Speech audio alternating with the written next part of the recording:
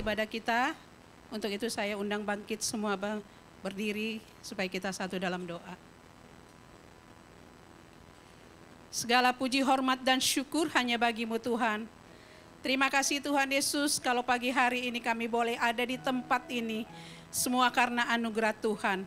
Terima kasih buat penyertaan-Mu Tuhan. 1 minggu kami lewati bersama Tuhan. Terima kasih Kau luar biasa dahsyat. Betapa kami bangga punya Allah seperti Engkau. Betapa kami bangga punya Allah yang hidup, Allah yang penuh kasih, Allah yang dahsyat dan luar biasa bagi kami. Tuhan, ampuni setiap dosa dan pelanggaran kami, ketidaktaatan kami. Mungkin sebelum kami ke tempat ini ada persungutan. Tahirkan kami dengan kuasa darah Yesus. Layakkan kami Tuhan untuk masuk dalam hadirat-Mu. Memuji menyembah Engkau Allah yang hidup, Allah yang penuh kasih. Terima kasih Bapa, terima kasih Tuhan Yesus. Kuduskan ruangan ini terlebih ruangan hati kami. Terima kasih Bapak, urapi kami semua yang ambil bagian dalam pelayanan. Baik itu dari aser, singer, song leader, pemain musik, soundman, multimedia, Tuhan urapi dan memberkati. Ikat terus kami Tuhan dengan tali kasih-Mu. Sehingga motivasi pelayanan kami hanya untuk menyenangkan hati Tuhan. Berkati jemaat-Mu yang sudah ada di ruangan ini. Bahkan yang masih dalam perjalanan, Engkau tibakan mereka di tempat ini dengan tidak kurang suatu apapun. Biar kami boleh bersama-sama meninggikan, memuliakan, mengagungkan nama Yesus. Jamah sentuh hati kami Tuhan, pribadi lepas pribadi. Sehingga ketika kami pulang tidak sama seperti kami datang. Tapi kami pulang mengalami Yesus secara pribadi. Bahkan yang sakit Tuhan pasti sembuhkan. Yang letih lesu dan berbeban berat Tuhan berikan kelegaan. Bahkan yang bersedih Tuhan hiburkan di dalam nama Yesus. Yang butuh pertolongan Engkau adalah penolong yang sejati. Terima kasih Bapak, terima kasih Tuhan. Kami percaya Tuhan, ibadah ini bukan ibadah yang biasa-biasa, tapi ibadah yang luar biasa, di mana Yesus ditinggikan, diagungkan. Berkati gembala sidang kami, Pastor Paulus Supit, beserta istri, anak, menantu, bahkan cucunya Tuhan Yesus. Bahkan berkati juga hamba-Mu, Pastor Peggy Andu, yang akan menyampaikan isi hati-Mu. Roh Kudus, jamah dia Tuhan Yesus. Biar setiap benih firman yang ditabur itu menjadi rema bagi setiap kami yang mendengar. Dan mampukan kami Tuhan untuk melakukan setiap perintah-Mu hari ini. Di dalam nama Yesus Kristus. Kami mau serahkan ibadah ini dari awal pertengahan hingga selesainya. Hanya di dalam nama Yesus kami berdoa dan mengucap syukur, haleluya. Amin. Jemaat Tuhan, silakan duduk kembali dalam hadirat Tuhan. Pagi hari ini kita mau sembah Tuhan, saudara. Arahkan hati kita kepada Tuhan. Nyatakan kerinduan hatimu. Saudara yang mau menyembah Tuhan, mari sama-sama nyanyikan pujian ini. Inilah rinduku kepadamu,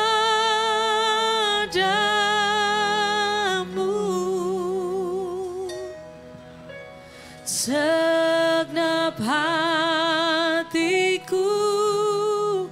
menyembah-Mu, seluruh jiwaku, seluruh jiwaku memuji-Mu, memuji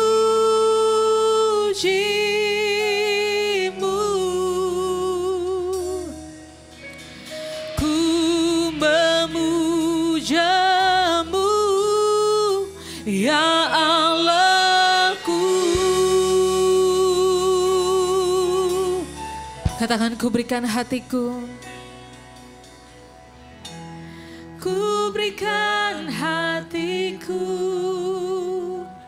dan jiwaku, semuanya bagimu. semuanya bagimu, di dalam hidupku, Di setiap waktu, setiap waktu, nyatakan Tuhan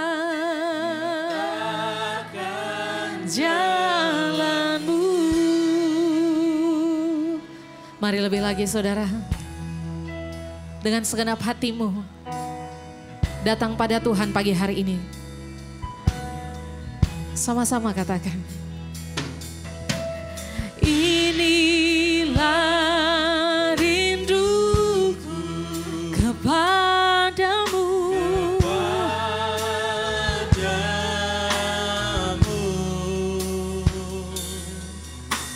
Segenap hatiku menyembahmu, seluruh jiwaku, seluruh jiwaku memujimu.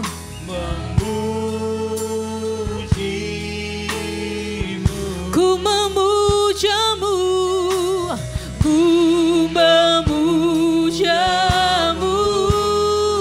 ya Allahku. Lebih lagi sembah Tuhan, angkat tanganmu, katakan, ku berikan hatiku dan jiwaku, semuanya bagimu, di dalam hidup setiap waktu. Nyatakan, lebih lagi katakan, ku berikan hatiku dan jiwaku, semuanya bagimu Tuhan. Di dalam hidup di setiap waktu, nyatakan jalanmu. Cuma Tuhan saja katakan, ku berikan hati dan jiwaku, semuanya Tuhan.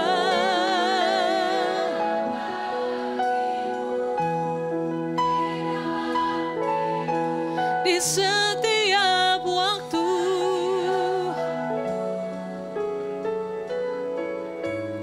pejamkan mata saudara, angkat tanganmu tinggi, katakan, ku berikan hatiku, ku berikan hatiku.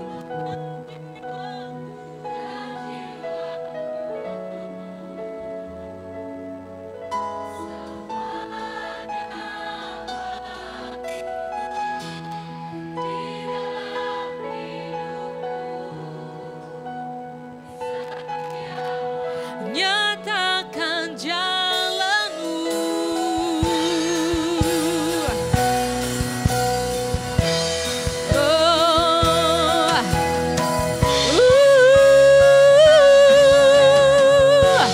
Ku berikan hati dan jiwaku, semuanya bagimu.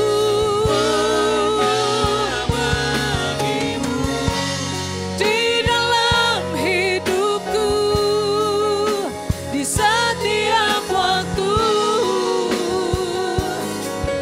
nyata. Lord, I give you my heart. Lord, I give you my heart. I give you my soul. I live for you alone. Every breath that I take, every moment.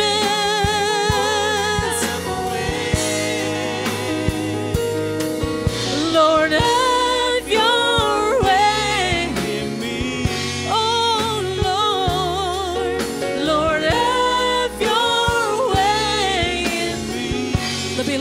angkat suaramu, katakan, Lord have your way in me. Berikan tepuk tangan sorak-sorai buat Tuhan kita. Lord have your way in me. Lord have your way in me. Sembah Dia. Sembah Dia. Kau yang kami sembah, Kau yang kami muliakan pagi hari ini Tuhan. Lebih lagi sembah Dia saudara. Nyanyikan pujian. Sembahmu hanya bagi Tuhan. Haleluya. Haleluya. Selamanya kami memuji-Mu Tuhan. Dimuliakanlah Engkau Tuhan. Ditinggikanlah Engkau sampai selama-lamanya Tuhan. Haleluya. Haleluya.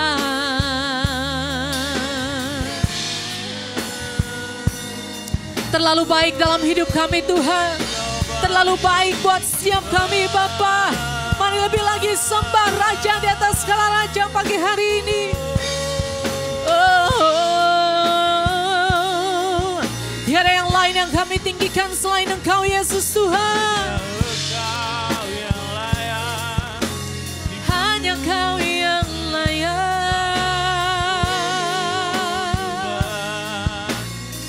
Hanya Kau yang layak Tuhan.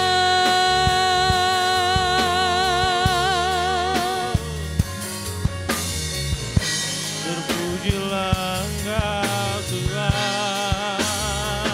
Haleluya.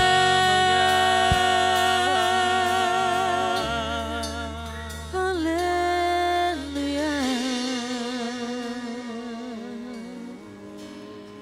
Kembali Tuhan, minggu pagi ini khususnya roh, jiwa, pikiran, bahkan fisik kami Engkau isi dengan sesuatu yang kekal. Kami siap dan kami sudah menyediakan diri untuk menerima hal-hal baik dari Tuhan. Kami tetap berdoa untuk keluarga yang kami tinggalkan di rumah. Berkati mereka sama seperti Engkau memberkati kami. Berkati gereja di tempat ini, berkati pimpinan kami, berkati semua pengurus. Kami siap untuk menerima salam sabdamu, karena doa ini kami alaskan di dalam nama Bapa, Putra dan Roh Kudus, di dalam nama Tuhan Yesus Kristus. Amin. Silakan duduk. Selamat hari Minggu, selamat beribadah. Saya termasuk jarang dapat jadwal jam 9 pagi ya. Saya senang pagi-pagi saya juga sudah ibadah. Saya senang menonton acara Animal Planet. Itu kesukaan saya. Saudara tahu, rusa, ini disurvei ya, itu kecepatan larinya 80 km per jam. Sedangkan singa cuma 58 km per jam. Tapi kenapa rusa selalu bisa dimakan singa? Padahal beda kecepatan 22 km per jam, nggak main-main. Dan di situ survei menyatakan, kenapa rusa selalu bisa dimakan singa? Karena kebiasaan rusa pada saat lari, dia selalu nengok ke belakang. Perhatikan. Jadi waktu dia nengok, ketakutannya bertambah, larinya pelan. Dan disinilah rusa mulai dimangsa oleh singa. Kemudian saya renungkan, apa hubungannya dengan saya yang nonton? Hubungannya begini. Yang pertama, saya nggak boleh nengok ke masa lalu. Berhenti. Dan yang kedua, kita harus fokus terhadap sasaran kita. Itu pelajaran dari Animal Planet. Saudara, ternyata pada abad ke-16. Turki ya. Rajanya ini saya lupa namanya. Dia cerdik sekali plus kejam. Dia ingin membangun tugu yang sangat mahal pembiayaannya. Fondasinya disiapin, kontraktor Pinpronya hanya meletakkan tugu itu di atas fondasi. Tapi kalau dia beda 0,01 cm, itu roboh. Lantas mereka berpikir hukumannya pasti hukuman mati. Tapi sebenarnya bagaimana menghindari itu semua? Raja ini pintar. Kontraktor ini punya satu putri. Ini kisah nyata. Yang masih berusia 8 tahun. Dan putrinya diikat di tugu itu. Sehingga Pimpro ini harus benar-benar. Nggak boleh salah sekecil apapun, roboh mati putrinya. Dan akhirnya terpasanglah tugu itu. Ya. Yang sekarang diteruskan kalau saudara masuk Istanbul ya. Saudara kan ketemu tugu itu. Tapi mungkin sudah diganti. Kembali saya merenung. Apa artinya kisah ini untuk saya ya? Yang pertama, pekerjaan apapun harus punya motivasi. Amin. Ada yang orang kerja untuk memberi nafkah keluarga, baik. Ada orang kerja untuk kaya, baik. Ada orang kerja supaya terkenal, semuanya baik. Tapi yang terbaik, kerjakanlah pekerjaan itu hanya untuk Tuhan Allahmu. Hidup itu perlu motivasi. Orang banyak tanya, Pak Pengki di usia Anda kok Anda masih seger aja? Saya punya motivasi, saudara. Saya cuma nunggu cucu saya perempuan jadi pilot. Karena itu saya bertahan habis, saudara. Itu motivasi saya. Kurang 5 tahun lagi lah. Ya. Jadi saya harap Bapak Ibu semuanya punya motivasi. Tapi kalau Tuhan panggil saya 2 tahun lagi ya sudah, mau apa? Wong dia dikong yang maha kuasa kok. Tapi yang penting hidup punya motivasi. Nah, baik, hari ini saya akan buat tema bagaimana dari protes menjadi protek. Karena saya banyak menangani seminar di Surabaya, khususnya di perusahaan-perusahaan ya. Sekarang ini ada 5 generasi yang bekerja sama-sama di satu perusahaan. Dan ini benturannya keras sekali. Ini bisa dikaitkan di keluarga. Bagaimana saya seorang opa yang sudah 77 tahun tetap bisa bersahabat dengan cucu-cucu saya.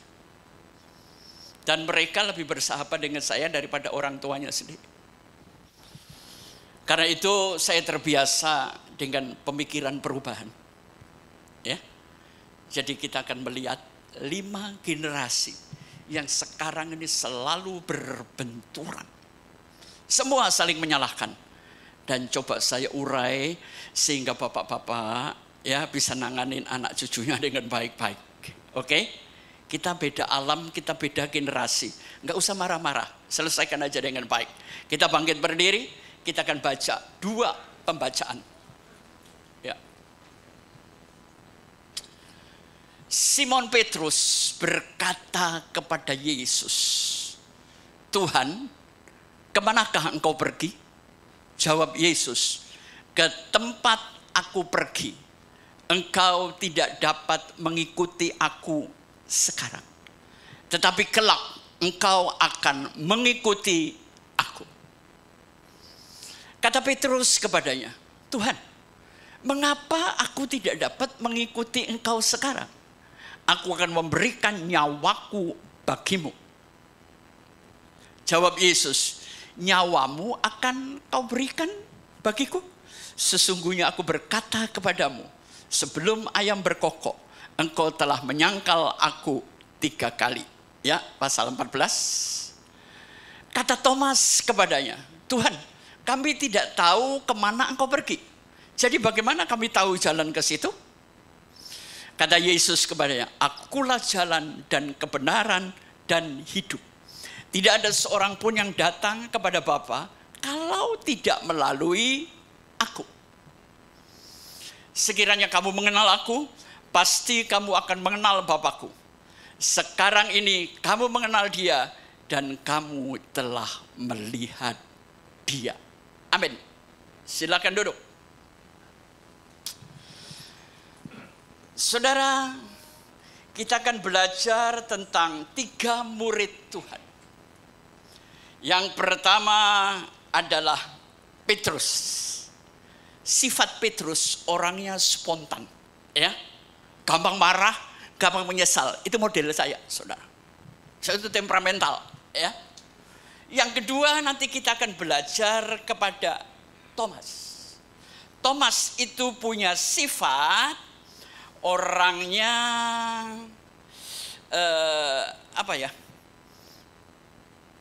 dia perlu bukti. Gak ada bukti, gak usah ngomong lagi, ya. Dan yang terakhir adalah Filipus. 3 yang kita bahas. Perbedaan generasi. Filipus ini orangnya mengandalkan intelektual, fakta, data, logika. Jadi murid-murid Tuhan itu macam-macam sifat, ya, macam-macam generasi. Tapi kenapa dia bisa menyatukan? Ini pertanyaan saya. Yang pertama, pertanyaan-pertanyaan dari 3 murid ini diberikan beberapa saat sebelum Yesus disalib. Kenapa nanyanya nggak depan-depan dulu? Berarti selama 3,5 tahun mereka nggak mengenal benar Yesus. Mereka nggak memahami siapa Yesus. Jadi begitu Yesus mau mati, baru gua kagak ngerti 3,5 tahun ini. Ya, makanya kalau jemaat itu nggak perlu dipaksa. Amin, amin. Ngerti nggak ngerti urusan lu. Yang penting gua ngomong, oke? Gue gampang kan kerja sama-sama saya. Saya nggak pernah maksa orang. Tepuk tangan, emang merpati apa? Amin, ada amin. Nggak ada, amin lagi keluar. Sudahlah, yang penting saya minta teman-teman sahabat semua ngerti dan lakukan firman Tuhan. Nggak perlu emosional. Baik, saya akan membahas yang pertama. Petrus, ya. Jadi Petrus ini adalah orang yang spontan. Dia nanya, kenapa Tuhan? Aku nggak boleh ikut kamu sekarang. Kenapa harus nanti? Manusia sekarang kan begitu. Kenapa berkati nanti? Sekarang aja dong. Kenapa nunggu 2 tahun lagi? Hidup itu bukan kepada hasil. Hidup itu adalah proses. Nikmatnya perjalanan adalah waktu jalan. Kalau sudah nyampe kagak nikmat Bapak Ibu. Ya. Jadi pertama Petrus ini orang yang kurang memahami Yesus, kurang pengenalan terhadap Yesus. Dia emosional. Emosinya lebih tinggi daripada hatinya. Seharusnya hati yang mengontrol emosi. Saya sudah terlalu sering ngajar tentang toxic emosi, tentang behavior semuanya, ya. Jadi emosi Petrus menguasai hati dan pikiran. Seharusnya hati itu menguasai emosi. Sekarang saya mau tanya, kalau saudara memutuskan sesuatu, pikiran dulu atau perasaan dulu? Ayo, yang jalan yang mana dulu? Atau perasaan dulu baru pikiran? Yang gak usah dipikir, gak usah dirasa. Saya cuma nanya aja, oke? Kelamaan ntar. Yang kedua, saya melihat Petrus ini terlalu cepat mengambil keputusan. Saya kan sering ngomong, saya itu lebih suka ngomong sama bule daripada ngomong Indonesia. Saya bukan guru Inggris. Inggris saya patah-patah setengah tarasan, saudara. Kenapa Pak Pengki Anda lebih suka ngomong sama bule? Karena kalau saya ngomong sama bule, mikir dulu baru ngomong. Tapi kalau sama orang Indonesia, ngomong dulu baru kepikiran. Kenapa gua ngomong gitu ya? Jadi enakan ngomong sama bule. Jarang salah saya, saudara. Ya. Jadi hidup itu nggak perlu terlalu cepat mengambil keputusan. tenang, jangan panik, dipikirkan dulu, ya. Nah, Petrus bertanya, mengapa nanti, saudara? Petrus itu kalau dia ngotot, sekarang aja Tuhan, itu berarti orang yang tidak pernah mau belajar dan berproses, oke? Orang yang suka belajar dan mau berproses, dia nggak ngotot sekarang, nanti aja, nikmatin prosesnya. Yang ketiga, kenapa Yesus ngomong nanti, saya jelasin. Banyak saya ngelihat ya, orang sekarang ini memperalat Tuhan, tapi tidak pernah mau murni menjadi alatnya Tuhan. Setuju nggak ini? Pengurus, pengerja, pendeta. Anda itu memperalat Tuhan atau Anda mau jadi alatnya Tuhan? Ayo ngaku. Teman-teman saya ngomong, Pak Pengki itu sejak berapa puluh tahun yang lalu, kenapa nggak mau diundang gereja lain? Karena saya tidak cari duit di gereja. Amin. Saya nggak ngejar restoran. Orang ngomong gila Pak Pengki dia. Ya kalau saya sudah direm, ya direm aja sudah. Saya menikmati kekeluargaan. Saya menikmati pertumbuhan teman-teman saya yang saya ajarin. Ya. Kalau mau duit ya kerja dong. Nah, siapapun yang mendirikan gereja untuk cari duit itu memperalat Tuhan. Saudara jujur, kemarin saya ngomong sama David. Fit, saya mau bikin tema pantas nggak? Saya mau bikin judul gereja yang tidak pantas untuk diperjuangkan. Saya masih mikir, saya masih berdoa, saudara. Karena ini akan menyinggung banyak orang. Saya terinspirasi oleh sebuah buku. Perusahaan yang tidak pantas untuk diperjuangkan. Nah, perusahaannya saya rubah. Gereja yang tidak pantas untuk saya perjuangkan. Tapi kalau Tuhan ngomong nanti lewat pikiran dan saya sejahtera, iya, gue bahas ini, saudara. Saya nggak takut untuk bersinggungan. Ya, soalnya kita harus memajukan gereja. Saya memperjuangkan, saudara. Jadi Petrus ini adalah orang yang selalu memperalat Tuhan. Dan dia tidak menjadi alatnya Tuhan. Karpe dewe. Kenapa Yesus ngomong nanti Petrus? Karena Tuhan melihat, Petrus, kamu itu kepentingan dirimu, egomu, masih lebih tinggi daripada kamu mau berkorban untuk orang lain. Saya nggak bisa memaksa saudara. Dengan usia saya bertambah, saya makin matang. Sifat saya berubah, saudara, ke arah yang lebih baik. Jadi kalau ada orang usianya bertambah, tapi tetap dodol, saya mau ngaplok aja, saudara. Aplak banget sih orang ini. Seharusnya Anda berubah. Setuju? Dan yang terakhir, Tuhan berkata, kenapa nanti? Petrus, melayani aku harus dimulai. Apakah engkau mengasihi aku dan sesama manusia? Itu aja gampang. Kalau Anda mulai punya kasih terhadap Tuhan dan mau berkorban untuk sesama, di situ Anda bisa mulai. Jangan tergesa-gesa, nanti berproses, bukan Oke.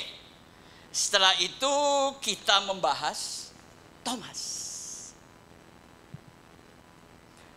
Thomas ini ditanya, Tuhan, kamu berkata kamu adalah jalan. Tunjukkan kepada kami bagaimana akhir jalannya. Manusia selalu gitu sama Tuhan.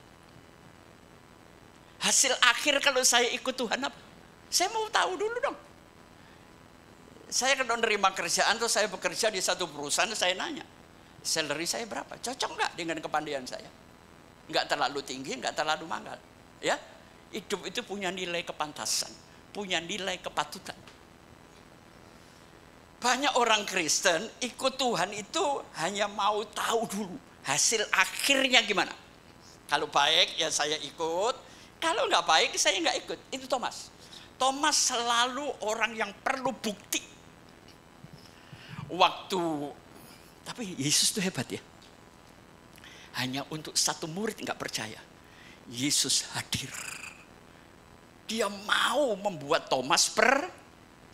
Thomas, ini lubang, cucuk kan? Ini lubang, masukkan tangan. Saya mikir, katanya di Alkitab, kalau kita nanti mati, kita bangkit tubuhnya tebu kemuliaan. Nah, tapi kenapa? Yesus bangkit, cacatnya masih ada semua. Seharusnya tubuh kesempurnaan kan nggak boleh ada cacat, saudara. Itu kan pikiran kita, ya. Jadi di sini Yesus mengajar saya, Pengki, masa lalu itu tetap ada. Dia sudah terjadi. Tapi aku membuktikan, lubang ini masa laluku.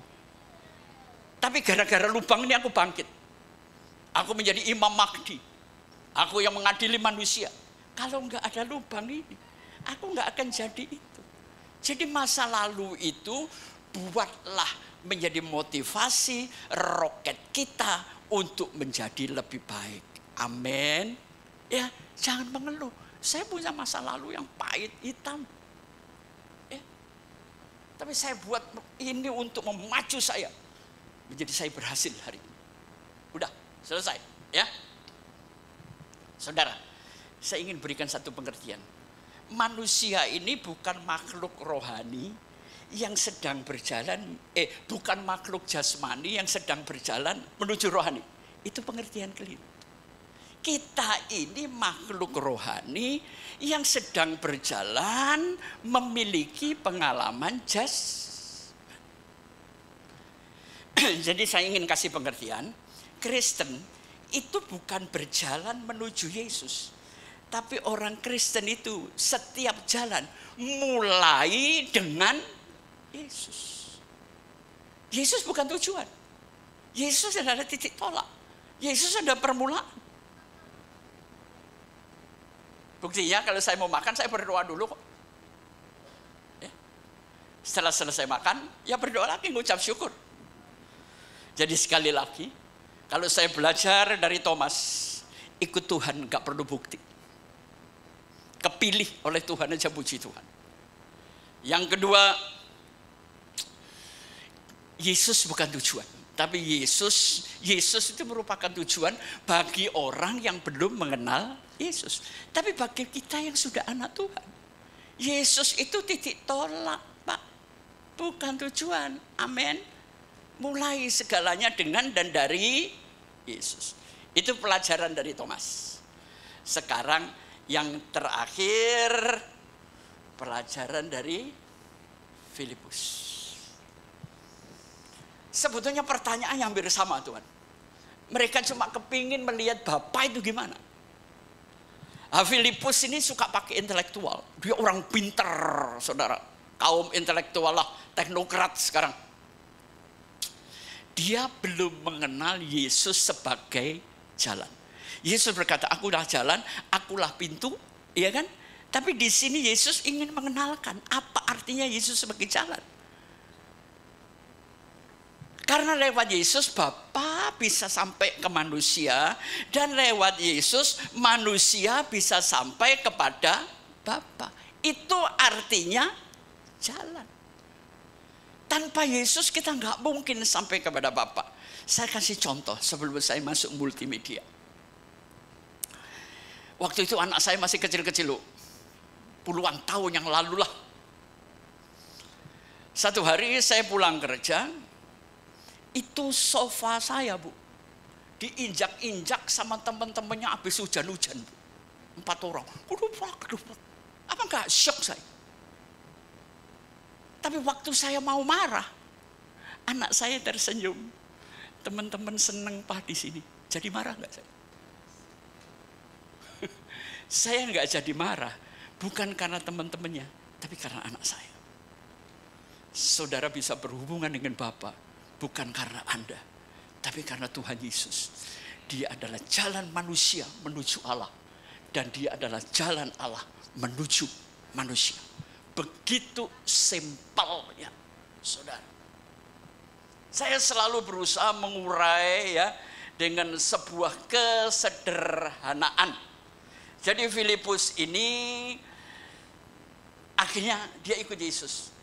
Saudara, Kalau Yesus ngomong jalan, jalannya itu arahnya mana Pak? Jalan itu akan berakhir di kayu salib. Saudara tetap ikut siap Yesus. Hidup ini berakhir di kayu salib. Nanti kalau kita mati kemana ya? Ya nggak tahu, saudara. Wong saya mati aja belum kok. Bahas-bahas mati. Saya selalu ngomong, kalau ditanya ya, Pak Peng kita takut mati, jujur enggak? Saudara? Umur sudah cukup kok. Cuma saya takut kalau di usia tua, gua nggak punya duit, itu aja. Saya kepingin punya duit, bukan supaya kaya, supaya saya punya kebebasan untuk memilih. Amin. Saya nggak perlu ikut anak, saya nggak perlu ikut siapa-siapa, ya kan? Saya ikut Tuhan dan diri saya sendiri. Tapi kalau saya nggak punya duit, ikut ke anak. Entar anak berkelahi sama suaminya, gua nggak enak. Nginep ke anak 2. Anak kedua berkelahi, nginep ke anak 3. Berkelahi lagi, habis anaknya cuma 3. Mau nginep kemana? Sejak umur 50, saya sudah persiapkan kalau saya sampai 70. Tapi ternyata lebih. Saya bilang sama anak saya, kalau papa sudah terkapar jangan sampai ya. Tolong rawat dong. Gak usah keluar duit, duitnya ada kok. Hati-hati saudara, yang muda-muda. Persiapkan untuk hari tua. Amin. Itu tanpa sakit loh. Lah kalau kena stroke, mati ya. Saudara, kalau saya turun naik pesawat setiap minggu, itu jalan dari landing pesawat sampai ke depan di Soekarno-Hatta, itu 1 kilometer. Saudara. Lenteng tas 15 kiloan, isinya buku sama pakaian. Saya nggak pernah mau pakai geredekan gitu. Tentengan, supaya sini saya lentur. Jadi kalau mukul orang masih biasa jatuh. Nah, iya dong, ini rumah Tuhan, bukan rumah sakit. Amin. Jaga kesehatanmu. Pikirannya dipakai terus. Makanya anak-anak muda, kalau papamu lagi naik tangga, benerin genteng, jangan dihalangin. Papa sudah tua, enggak apa-apa, paling jatuh mati kok, selesai. Ngapain repot, saudara? Saudara, saya mau tanya. Ini kejadian ya. Saya lagi duduk gini, lagi ngopi di depan rumah, tetangga saya itu lagi naik tangga, saudara, betulin genteng. Gak tahu gimana gentengnya ngeblak ke atas, saudara. Saya lari nggak sempat. Dia jatuh, oh brek. Pertanyaan saya, waktu orang itu jatuh sakit gak? Enggak lah, masih jatuh belum kebentur kok, mana yang sakit? Loh jatuh kan? Kan perlu beberapa detik untuk kebentur tanah. Pertanyaan saya, waktu jatuh sakit gak? Enggak bu. Ya, Anda kalau jadi pemain sepak bola, pelajaran pertama adalah bagaimana jatuh tanpa sakit, saudara. Baru kalau kebentur tanah, baru sakit. Waktu jatuh kagak sakit. Amin. Ya. Jadi kesimpulannya, yang pertama, miliki pengenalan dan pemahaman tentang Yesus yang benar dan tepat. Yang kedua, hidup itu menghargai proses. Nanti bukan sekarang. Berkat pun nanti pasti Tuhan berkatin, saudara.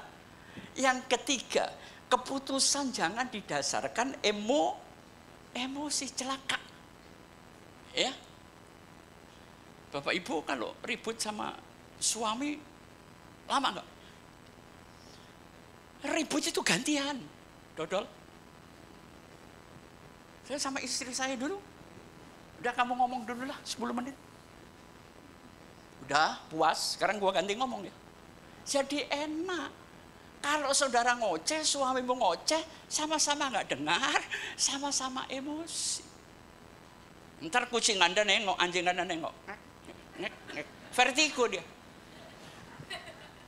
Enggak, saran saya aja ya. Kalau ribut gantian. Mana duluan? Jadi enggak emosi, semuanya bisa dikaji dengan teliti dan baik. Ya. Dan kemudian ikut Yesus enggak perlu bukti. Dia itu sudah sebuah bukti. Ikut Yesus nggak perlu tanya akhir hidup saya gimana. Akhirnya sama mati. Awali hidup ini dengan Yesus. Buat kita yang di gereja ini, Yesus bukan tujuan. Tapi dia titik tolak. Ya. Jadi Yesus diprotes oleh bermacam-macam murid. Tapi Yesus bisa nangani. Sudah, khotbah saya selesai. Saya nggak mau lama-lama, saudara. Ya, lagunya apa yuk? Lagunya yuk. Saya juga lupa itu lagunya. Ya, Protect.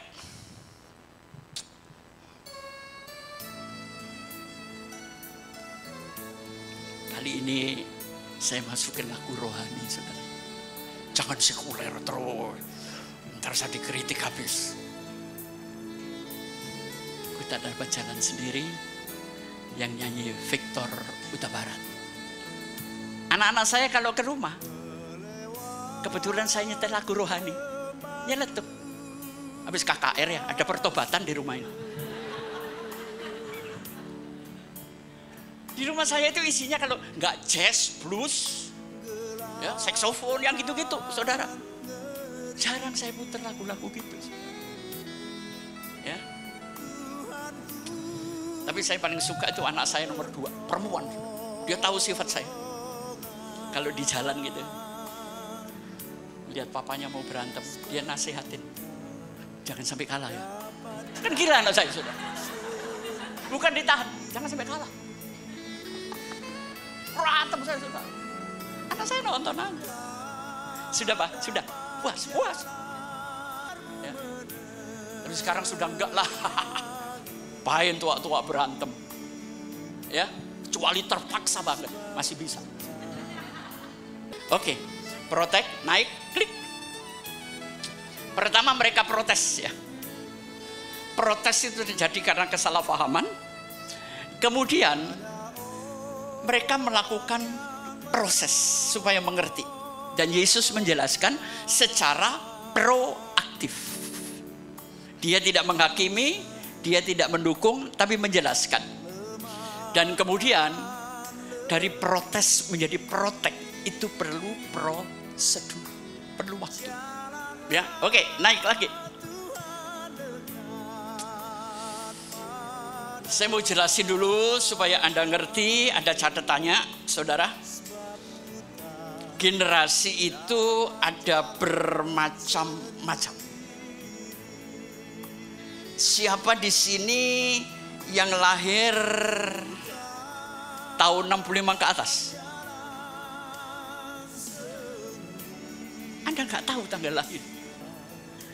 Tolong siapa di sini yang lahir 65 ke atas? Itu namanya generasi X. Ya.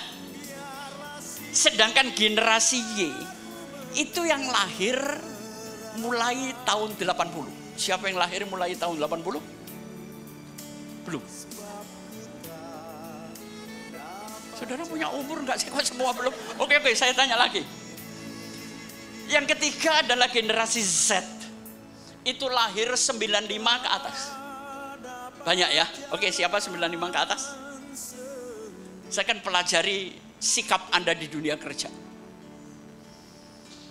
Dan yang paling muda 2005 ke atas itu adalah generasi Alpha Plus. Nah, Pak Pengki, saya generasi baby boomer. Ya, namanya generasi baby boomers. Yang lahir mulai tahun 42 ke atas, baby boomers. Dan sekarang mereka kebanyakan punya usaha, punya pabrik, punya semua. Rata-rata di usia situ. Ya. Atau kalau bahasa sederhana, saya ini generasi kolonial. Tapi otak milenial. Yang muda-muda gue makan kok. Kalau soal mikir. Ya. Nah, jadi inilah quarter life crisis. Usia sekitar 30, 40. Ya. Satu, perasaannya apa? Merasa tertinggal. Yang kedua, terjebak dalam kehidupan saat ini. Dia nggak tahu jalan, saudara, bingung. Yang ketiga, ragu terhadap masa depan. Ini di usia 30 ini pikirannya ini. Yang keempat, merasa banyak kekurangan. Iya, saudara masih umur 30, ntar lengkap umur 70 kalau nyampe. Ya, jadi merasa kekurangan. Dan apa yang terakhir, merasa sendirian menghadapi tantangan hidup. Ini perasaan orang usia sekitar 30. Ya. Dan pikirannya begitu. Kita naik lagi satu. Nah, ini tipologi gen X. Ini masih sekitar itu sampai sekitar 40, ya. Tipe-tipe ini orang yang nggak sabar, saudara. Jadi hati-hati mengasuh anak. Dan tipologi mereka kreatif. Orang-orang, anak-anak di usia ini, pikirannya itu masa depan, masa depan, masa depan. Orang anak muda sekarang itu suka pindah kerja, percaya. Kadang-kadang setahun bisa 2 kali. Nah kalau generasi saya, biar gajinya murah, kekurangan tiap hari, tetap mati di perusahaan itu. Ya, orang-orang tua tuh tetap bertahan, gajinya murah, nggak cukup, tapi tiap hari datang ke perusahaan itu. Sing bodoh kalau sopo, ya kan? Sering pindah kerja. Nah, anak-anak muda sekarang itu sebetulnya anti kemapanan. Jadi saudara jangan lihat orang yang suka di multi media, waduh mobilnya sekian dipamerin.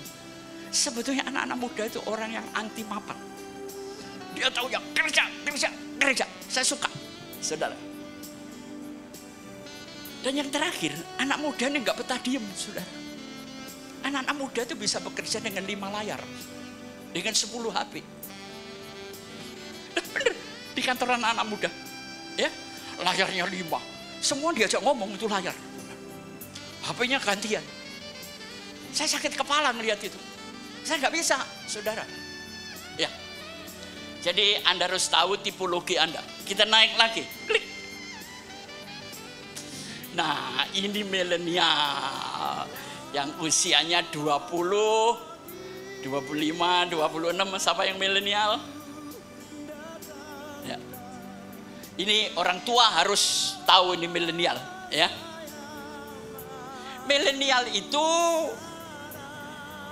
bukan cuma main-main. Mereka berpikir hari esok mereka, masa 6F ya. Ya, F pertama for purpose. F yang kedua, anak muda sekarang itu bukan berpikir saya setia di perusahaan berapa tahun. Enggak. Dia berpikir apa kontribusi saya. Dan kalau saya bekerja di sini, dampaknya apa bagi perusahaan? Itu cara berpikir anak-anak muda sekarang. Yang ketiga, flat and flexible. Orangnya apa ya? Nggak suka basa-basi lah. Dan kita, generasi saya menganggap kurang ajar anak ini ya. Makan di restoran, kaki diangkat gitu. Kita kan sakit tuh dan ngelihat begitu. Saya perhatikan di restoran tuh cewek-cewek sekarang ngangkat kaki semua, Bu. Tolong ya, walaupun Anda milenial, kalau di tempat umum yang sopan, amin. Orang yang punya etika itu menang duluan, sudahlah. Ya. Orangnya fair, orangnya fun, saudara. Orangnya prank nggak suka basa-basi. Dia ingin flat, dia ingin ruangan tersendiri. Jadi kalau anak-anak muda ini, milenial ini sendirian di kamar, biar aja, Bu. Nggak mati, nggak. Ya. Mereka keluar kamar, sekarang perhatikan. Anak muda cari duitnya nggak kayak saya. Anda tahu di Taman Anggrek, sering pertandingan game. Itu pemenang pertama, Bu. 425 juta, bro. Saya pegang sticknya kagak ngerti mana gue pijit. Jadi biarin aja di kamar. Siapa tahu ntar dia ikut di TA dapat sape tio. Ya, mamanya dapat sacap tio kalau dia ingat. Ya kan? Biarin. Kita perbedaan budaya. 5 generasi. Jadi nggak usah ribet-ribet sekarang ini. Semua baik, oke? Oke, naik lagi. Nah, gen yang terakhir, ini angkatan cucu saya, saudara.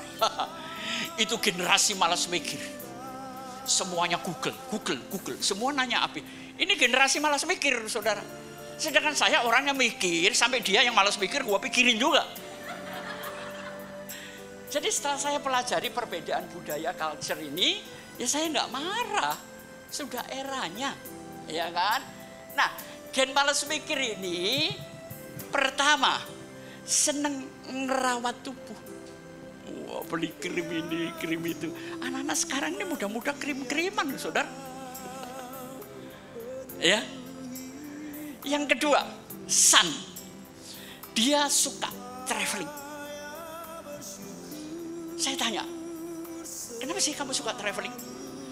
Gini opa, dunia ini kayak sebuah buku.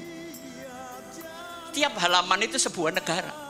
Jadi untuk tahu dunia, tahu isi buku dunia ini, saya harus menjelajah negara-negara. Oh gila, mak lu sempoyongan kasih duitnya. Tapi itu anak muda sekarang, ya. Kemudian apa? Screen. Nah itu yang saya katakan. Generasi milenial ini kalau kerja pakai layar semua, saudara. Saya ngelihat layar saham aja sudah mapung, gak ngerti. Ini 5-6 layar kalau dia kerja. Dan yang terakhir, sugar, orangnya dandy-dandy. Anak muda sekarang lihat, waduh kalau di mall ya. Dulu kalau Anda naik eskalator, ngelihat orang siuman kita kan kayak mau shock gitu ya. Sekarang enggak, biasa, dirangkul, dicium bolak-balik. Kalau papasan saya ngomong, mau dong. Loh, saya kan orangnya gatel juga, suka iseng.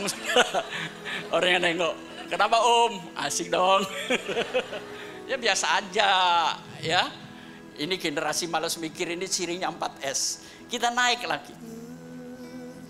Nah, ini generasi yang 50 ke atas. Pak Ruli apa itu? Pak Anton, ya. Kadang-kadang kita ini ngototan karpe dewi. Ternyata di hadapan mereka kita goblok, Pak. Ya. Pertama, Pak, kaku. Orang kalau sudah 60 kaku enggak, saudara? Gak bisa dibetulin, dibakar. Baru bisa, saudara. Kecuali dia mau belajar. Kedua, pelan. Dunak-dunuk. Mikir pelan, semua pelan, apa pelan. Gak cocok sama generasi sekarang, Bu.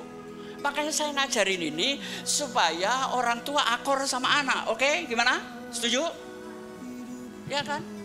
Orang tua tuh kaku, karepe dhewe pokoke. Orang tua sering ngomong gini, papa zaman dulu nak, gua nggak butuh papa zaman dulu, gua butuh papa zaman sekarang. Nah itu Pak Kiandu. Oke? Yang ketiga apa? Gaptek. Aduh, itu yang ngeri gaptek. Ya contohnya saya, ini.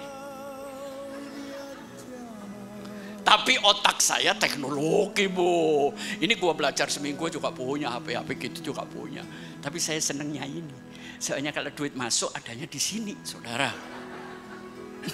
Ini lupa, berarti gua nggak tahu duit gua berapa. Ya kan? Ya. Nah, yang keempat apa? Hierarki. Generasi saya ini punya banyak aturan. Lu nggak ngikutin aturan, lu nggak sopan. Gua nggak demen. Sekarang nggak ada aturan, gua demen aja, gua anggap generasi ini lucu. Ya. Yang kelima apa? Birokrasi. Bisa langsung tapi harus muter. Senengnya lewat ini, lewat. Padahal ujungnya ke situ juga. Ya. Berhenti yang tua pakai birokrasi. Kepelanan, kiamat sudah deket. Itu ibu itu lagi ngoceh sama anaknya. Itu dengerin Pak Pengki itu. Kompak dong. Ya, punya bapak jangan kayak Pak Ruli, kayak gua. Ya. Tidak percaya orang lain. Itu generasi baby boomer ini nggak percayaan, saudara. Oke, tinggal 2 gambar lagi kita selesain. Saudara, semua orang ingin ke puncak ya. Kalau beberapa waktu yang lalu saya sering memberikan motivasi berpola. Sekarang saya belajar tren sekarang. untuk menuju puncak itu acak. Gak ada pola. Ya. Anak kecil jadi YouTuber, duitnya gede. Jadi sekarang itu sukses itu acak. Sekarang sukses satu, kasih karunia Tuhan. Amin. Cuman itu aja. Yang kedua, dibutuhkan manusia yang unik. Kemarin saya ngomong apa? Ini saya belum sempat, saya mau ngajak teman-teman anak-anak band ini. Makan di kemang sana loh saudara. Jadi kalau makan dimaki, pokoknya dikasarin saudara. Nah itu unik kan, tapi justru laku saudara. Saudara pesan makanan, itu menunya dilempar, geprek. Lo pesen cuma yang murah, miskin aman. Ngapain lo miskin ke restoran ini? Kita digituin bu. Tapi yang datang banyak. Biasanya yang datang bos-bos. Kenapa? Karena nggak ada yang berani maki dia, kecuali di restoran itu.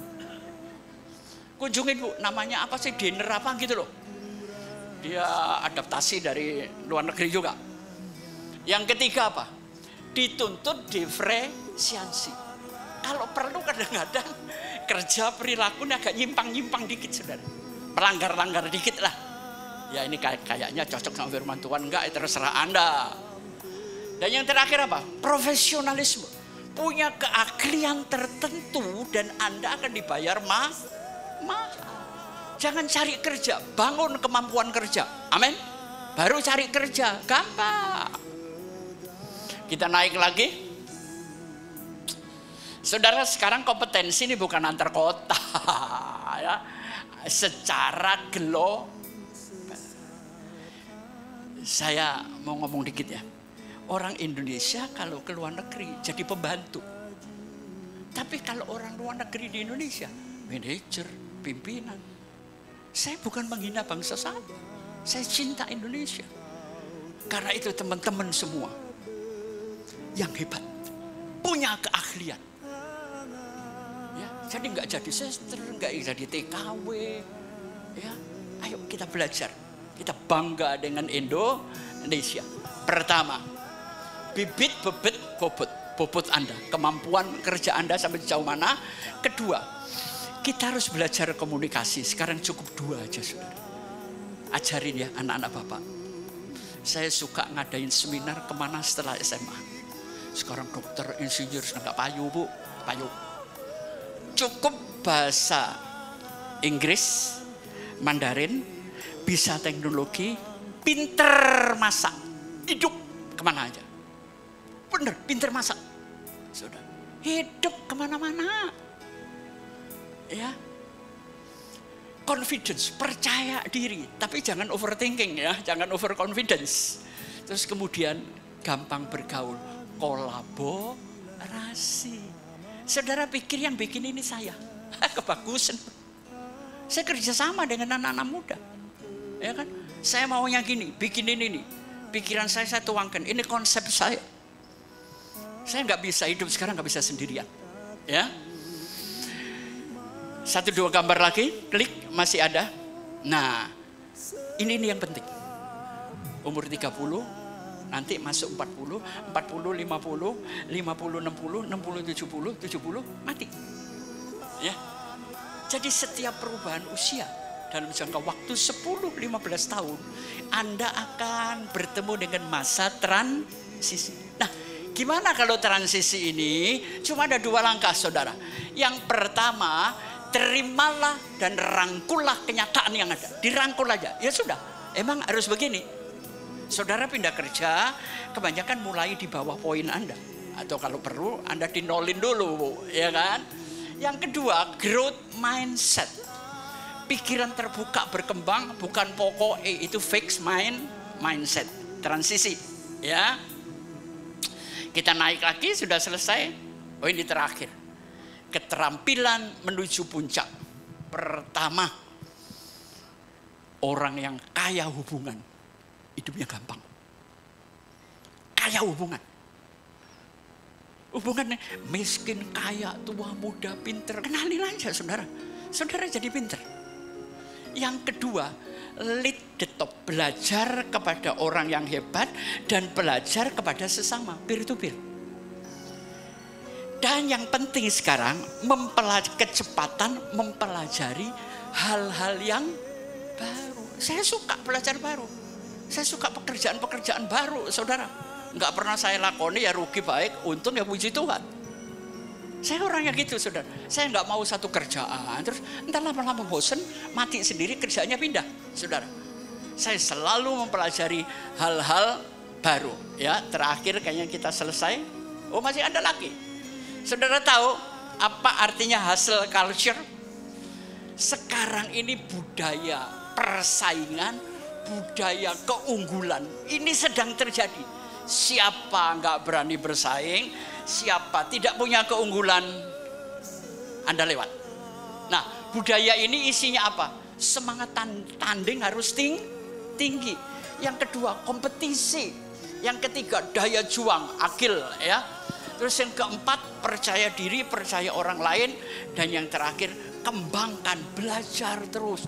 Jangan berhenti menjadi manusia terpelajar. Teruskan menjadi seorang pembelajar. Ya. Dan yang terakhir, klik.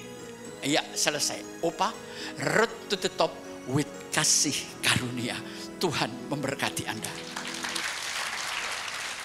Oke, kita bangkit berdiri. Bapakku yang maha kuasa, maha baik, maha tahu. Aku serahkan umatmu ke dalam tanganmu. Ini bukan milikku Tuhan. Hamba cuma alat untuk menjelaskan maksudmu lewat firman Tuhan. Berkati anak-anakmu di tempat ini. Yang sulit Tuhan urai. Yang lagi senang Tuhan ingatkan. Yang lagi sakit Tuhan sembuhkan. Yang lagi sehat jagai Tuhan. Terima kasih Bapak.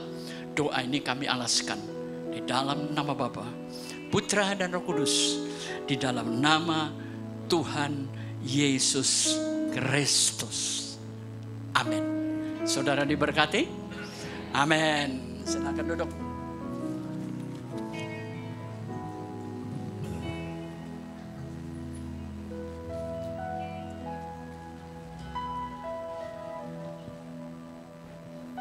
Terima kasih banyak Pastor Pengki Andu sudah jadi berkat buat kita semua. Tuhan Yesus memberkati. Dan saat ini jemaat Tuhan kita mau memberikan persembahan, mau berdoa buat persembahan. Bagi Bapak Ibu yang belum mendapatkan amplop boleh mengangkat tangan. Oke, di belakang. Saya mengundang hambanya akan berdoa bagi kita.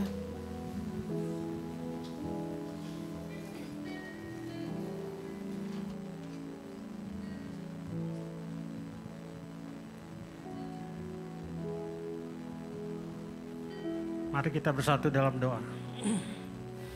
Bapa yang baik, ya Bapa, terima kasih atas penyertaan-Mu sepanjang hari ini. Terima kasih atas berkat yang boleh selalu kami nikmati hingga saat ini. Kami percaya semuanya karena kemurahan-Mu dalam hidup kami Tuhan. Tuhan, sebentar kami mau memberi persembahan, sucikan, kuduskan persembahan ini agar dapat digunakan untuk memperlebar kerajaan-Mu melalui gereja ini Tuhan. Berkatilah tangan-tangan yang memberi maupun yang belum sempat memberi. Hanya di dalam nama Tuhan Yesus kami telah berdoa dan mengucap syukur. Haleluya. Amin.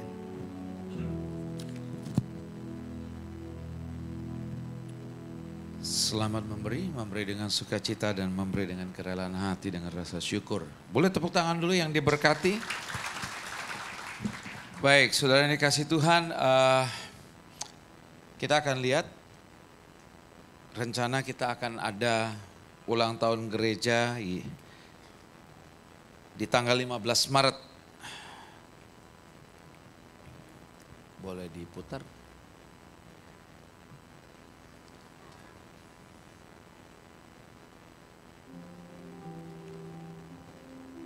Suaranya.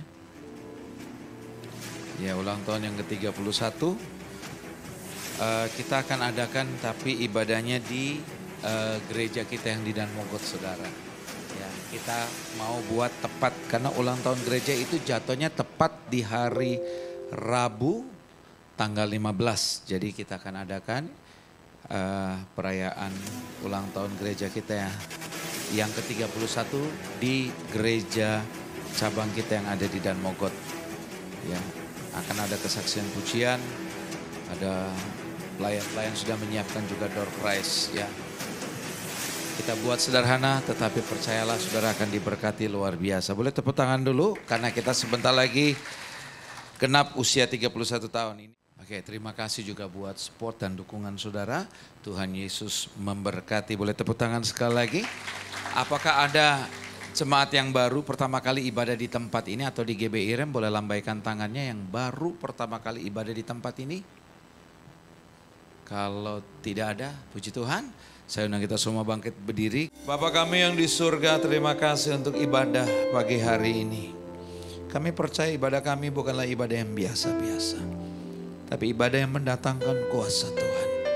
Karena Tuhan ada hadir di tengah-tengah kami. Tuhan melawat, menjamah, bahkan menyentuh setiap kami. Sehingga kami pulang tidak sama seperti kami datang. Karena mujizat lepas mujizat terjadi di tempat ini. Yang sakit sudah disembuhkan, yang terikat sudah dilepaskan, yang lemah sudah dikuatkan, yang punya masalah pergumulan Tuhan sudah berikan jalan keluar. Terima kasih Tuhan. Kami sehati berdoa untuk hamba-Mu Pastor Pengki Andu. Tuhan berkati hamba-Mu, kesehatannya Tuhan berkati, keluarganya Tuhan berkati, pelayanannya Tuhan berkati. Pakai hamba-Mu lebih dan lebih lagi Tuhan, berikan hamba-Mu umur panjang. Terima kasih Tuhan, berkati juga setiap kami yang melayani dalam ibadah pertama di tempat ini. Pribadi lepas pribadi, seluruh pelayan-pelayan Tuhan ikat dengan tali kasih Tuhan. Sehingga kami semakin sehati kompak melayani Tuhan di tempat ini. Berkati umat-Mu di tempat ini. Pribadi lepas pribadi, keluarga lepas keluarga. Jadikan kami jemaat yang berkemenangan, jemaat yang diberkati untuk menjadi berkat. Berkati gereja Tuhan yang ada di tempat ini. Hotel Ciputra, Mall Ciputra Tuhan berkati. Keluarga besar almarhum Bapak Ciputra Tuhan berkati. Terima kasih ya Bapak. Kami berdoa untuk kota Jakarta, kami berdoa untuk Indonesia, Tuhan berkati. Sebentar kami mau pulang dan kembali ke tempat kami. Bahkan kemanapun kaki kami melangkah, berkat Tuhan menyertai dan mengikuti setiap langkah kami. Mari arahkanlah mata hatimu dan angkatlah kedua belah tanganmu tinggi di atas kepala untuk menerima berkat-berkat yang turun dari atas untuk setiap kita. Diberkatilah keluar masukmu, diberkatilah kesehatanmu, diberkatilah keluargamu, diberkatilah studi, pekerjaan, usaha, toko dan keuanganmu. Apapun yang kau kerjakan dengan tanganmu, Tuhan akan membuatnya berhasil. Engkau naik bukannya turun, menjadi kepala bukan ekor. Kemanapun kakimu melangkah, berkat Tuhan selalu menyertai. Apapun yang kau minta kepada Bapa yang baik selalu dan terus memberikan yang terbaik. Sekarang terimalah berkat-berkat yang luar biasa ini daripada Allah Bapa. Cinta kasih yang sempurna dari Tuhan kita Yesus Kristus. Persekutuan dengan Roh Kudus yang menuntun, memimpin, menyertai kita. Mulai saat pagi hari ini sampai dengan selama-lamanya. Kita yang sudah diberkati, mari sama-sama katakan amin. Tuhan Yesus memberkati. Selamat hari Minggu.